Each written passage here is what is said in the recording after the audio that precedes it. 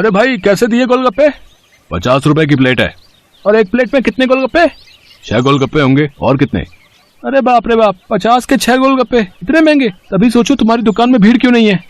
मुझे फालतू की भीड़ चाहिए भी नहीं। मेरे पास वही लोग गोलगप्पे खाने आते हैं जो इन्हें खाने के लायक हैं। और तुम लगता है यहाँ नए हो। दाम पूछने से पहले ऊपर लगा बोर्ड ही पढ़ लेते। दाम और नाम दोनों लिखे हैं। मेरा नाम मशहूर है और ये मेरे मशहूर गोलगप्पे हैं। एक एक गोलगप्पा इतना करारा है कि तोड़ो तो आवाज 1 किलोमीटर तक सुनाई दे। और पानी जैसा ग्राहक चाहे। पूरे 10 तरह की वैरायटी है मेरे पास पानी की। और ये देखो, ये है मेरे गोलगप्पों की असली जान, मेरा ये खास मसाला।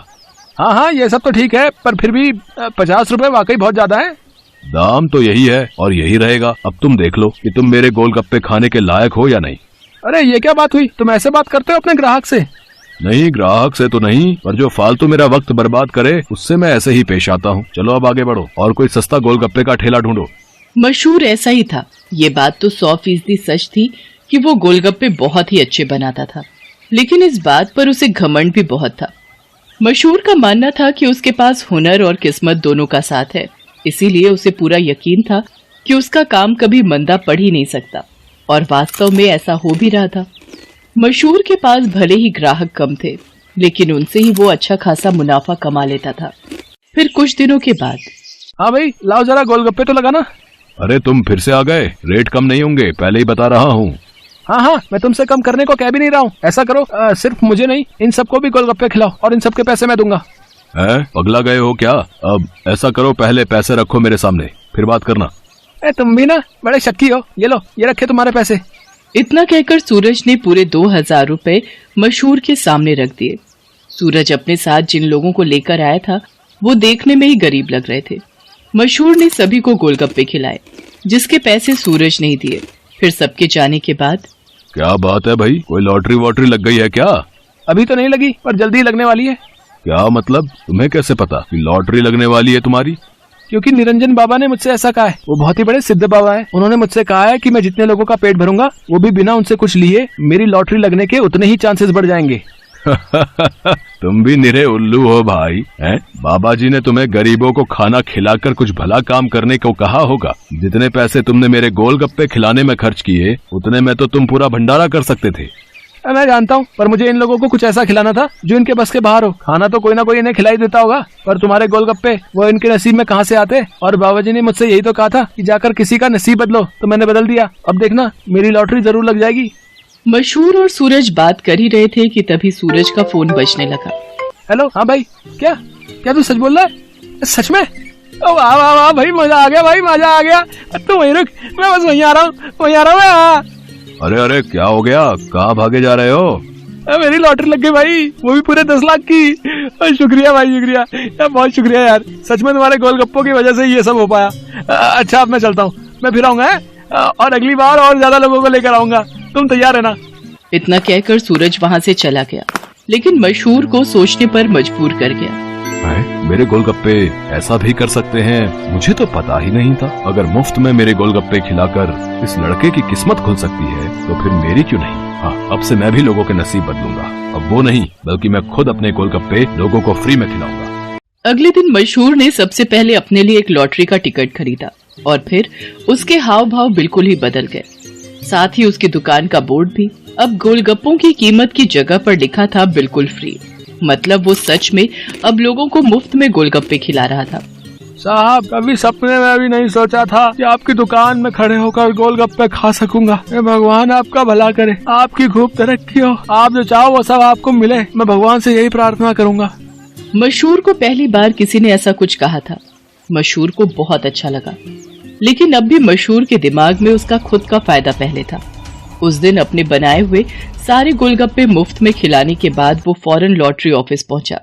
मशहूर चंद, हाँ मुबारक हो, आपको इनाम मिला है पूरे 10,000 का। क्या सिर्फ 10,000? पर पहला इनाम तो 10 लाख का था। हाँ, तो वो पहला इनाम भी तो है। आपकी किस्मत इतनी भी अच्छी नहीं है, शुक्र मनाइए कि 10,000 तो मिले। मशहूर इनाम के 10,000 लेकर अपने घर वापस आ गया। वो उदास था और नाराज भी। क्या हुआ जी, लॉटरी लगी क्या?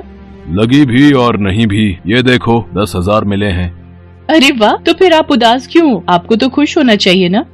अरे पर 10,000 से क्या होता है, इतने में तो 4-5 दिनों में अपनी दुकान से ही कमा लेता हूँ। उस लड़के को तो पहला इनाम मिला था, वो भी पूरे 10 लाख का, और उसने तो इतने कम गोलगप्पे खिलाए थे। मैंने तो अपने सारे गोलगप्पे मुफ्त में खिला दिए, फिर भी मुझे क्या मिला और उसे क्या मिला? ओफो, ये सब क्यों सोच रहे हो आप? आपने जितने भी गोलगप्पे मुफ्त में खिलाए उनकी लागत तो निकल गई ना, बोलो। हाँ, उससे तो ज्यादा ही हैं ये पैसे।